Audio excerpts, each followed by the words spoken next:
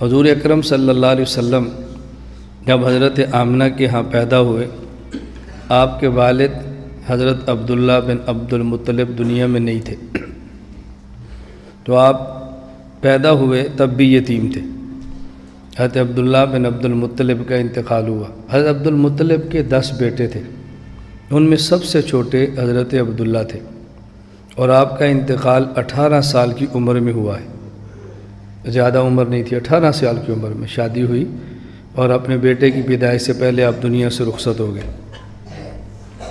حضرت عبداللہ کے ہاں جب حضرت محمد صلی اللہ علیہ وسلم کی پیدائش ہوئی تو آپ کے جتنے چچا تھے خوش ہوئے، اس میں ابو لہب بھی بہت خوش ہوئے کہ ہمارے یہاں بھتیجا ہے، ہمارے چھوٹے بھائی عبداللہ کے گھر میں پیدا ہوا ہے، اب اس کا باپ موجود نہیں ہے تو باپ کی جگہ پہ ہم ہیں۔ ایسے موقع پر چچا کو خوشی ہوتی ہے، تو حضرت رسول اللہ صلی اللہ علیہ وسلم کی پیدائش پہ بہت خوش ہوئے۔ اور ابو لہب کو ان کی ایک باندی تھی جس نے آ کر بتایا کہ آپ کے ہاں بھتیجا پیدا ہوا ہے، آپ کے بھائی عبداللہ کے گھر بیٹا پیدا ہوا ہے۔ تو اتنے خوش ہوئے ابو لہب، یہ خوش خبری سنتے ہی اپنی انگلی سے ایسے اشارہ کیا اور ابو لہب نے کہا اپنی باندی سویبہ کو کہ تم آزاد ہو۔ عام طور پہ ہمارے لفظ نقل کیا جاتا ہے صوبیہ، اس باندی کا نام صوبیہ نہیں تھا، باندی کا نام تھا سویبہ۔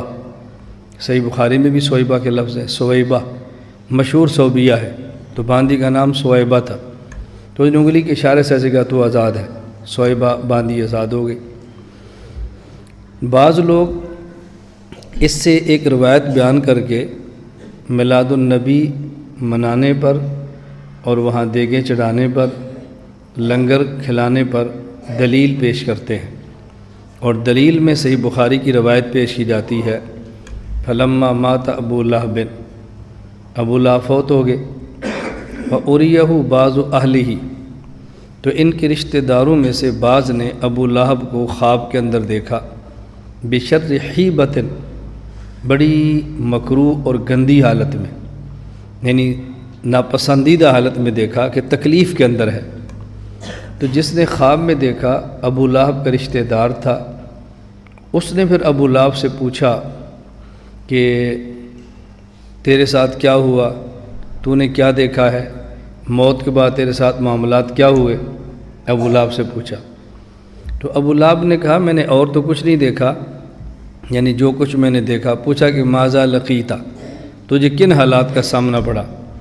اس نے کہا لم القا بعدکم، میں نے تمہارے جانے تم سے الگ ہونے کے بعد کوئی اچھی حالت نہیں دیکھی، ہاں البتہ ایک بات میں نے دیکھی کہ یہ جو میری باندی ہے جس کو میں نے آزاد کیا تھا، الا انی سقیت فی ہذہ بعتاقتی سویبہ، میں نے جب اپنے بھتیجے کی خبر سنی اور سویبہ باندی کی زبان سے سنی تو میں نے اس کو انگلی کے اشارے سے آزاد کیا، تو مجھے اتنا تھوڑا سا پانی ملا پینے کے لیے، تو باندی کو آزاد کرنے کی وجہ سے مجھے تھوڑا سا پانی ملا۔ بعض روایات ثابت ہوتا ہے کہ انگلی اور انگوٹھے کے درمیان جو جگہ ہے یہاں سے کچھ پانی انہیں پیا، تو کہتے ہیں دیکھیں اس نے باندی کو آزاد کیا جس انگلی کے اشارے سے نبی پاک صلی اللہ علیہ وسلم کی ولادت کی خوشی میں، تو ابو لہب کو جہنم کے عذاب میں پانی ملا ہے، تو معلوم ہوتا ہے کہ حضور کی ولادت پہ خوشی منانے پر انسان کو بہت کچھ ملتا ہے۔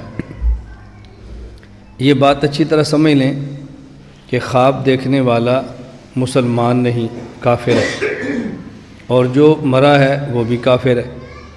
اب اگر کافر کو کافر خواب میں دیکھے تو یہ خواب کون سی دلیل حجت بنتی ہے؟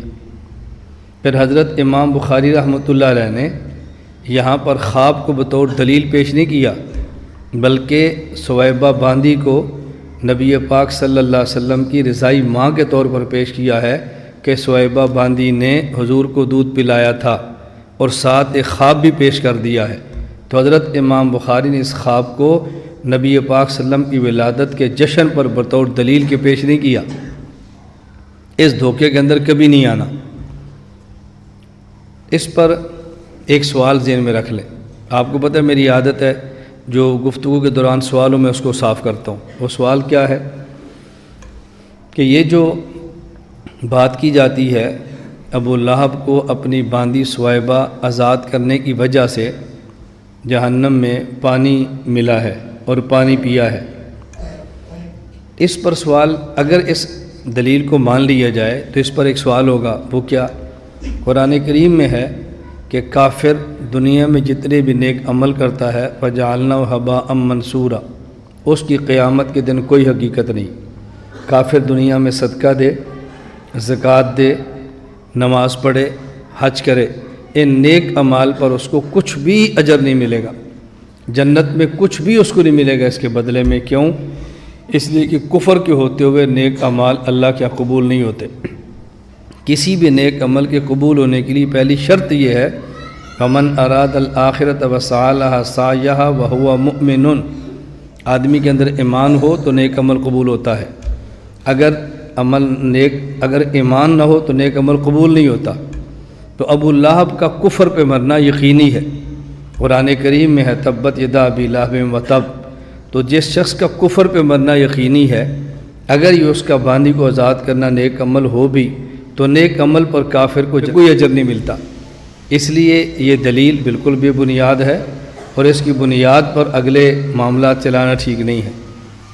اس پر میں سوال کرنے لگا ہوں کہ اگر یہ بات مان لی جائے کہ ابو لہب کو جہنم میں اس باندی کو دنیا میں آزاد کرنے کی وجہ سے پانی نہیں ملے گا کیونکہ کافر تھا اور کافر کو نیک عمل پر اجر نہیں ملتا، تو اس پر سوال یہ ہوگا حضرت ابو طالب، ان کے بارے میں صحیح بخاری میں روایت موجود ہے، تمام اہل جہنم سے ان کو ہلکا عذاب ہوگا، آگ کی جوتی پہنا دی جائے گی جس کی وجہ سے ان کا سر اور دماغ ہنڈیا کی طرح یہ ابلنا شروع ہوگا۔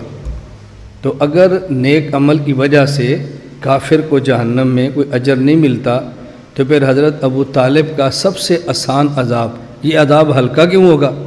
اس سے تو معلوم ہوتا ہے کہ اس کا فائدہ ہوتا ہے نیک عمل کا۔ اس کے محدثین نے کئی جواب دیے۔ ایک جواب یہ ہے کہ نیک عمل کی وجہ سے کوئی مزید نعمت ملنا الگ ہے، اور کافر ہو اور اعمال اچھے ہوں، اور ایک کافر ہو اور اعمال برے ہوں۔ کافر اور برا کافر، زانی، شرابی، سود خور، ایسا کافر، اس کا عذاب زیادہ ہوگا، اور ایسا کافر جس کے نامہ اعمال میں یہ گناہ نہیں ہے جہنم میں تو ہمیشہ رہے گا، لیکن مزید گناہ نہ ہونے کی وجہ سے اس کے عذاب میں تخفیف ہو جائے گی۔ تو نیک عمل کی وجہ سے کوئی راحت ملنا الگ بات ہے، اور گناہ کم ہونے کی وجہ سے عذاب کا کم ہونا یہ الگ بات ہے، اس لیے اس کو دلیل میں پیش نہیں کیا جا سکتا۔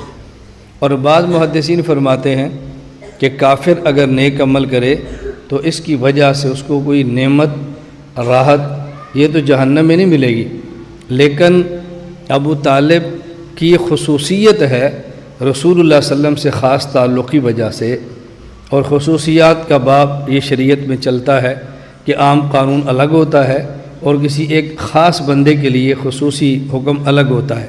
کافر کے نیک عمل کی وجہ سے جنت میں راحت ملے ایسا نہیں ہوتا، قرآن کریم کا ضابطہ ہے، اور ابو طالب کو راحت ملی ہے یہ ان کی خصوصیت ہے۔ اگر ابو لہب کو لونڈی آزاد کرنے کی وجہ سے کچھ پانی مل جائے تو یہ ان کی خصوصیت ہے۔ خصوصیات سے کبھی قانون نہیں بنا کرتے اور نہ ہی قانون بدلا کرتے ہیں۔ اللہ تعالی ہم سب کو اس ساری باتیں سمجھنے کی توفیق عطا فرمائے۔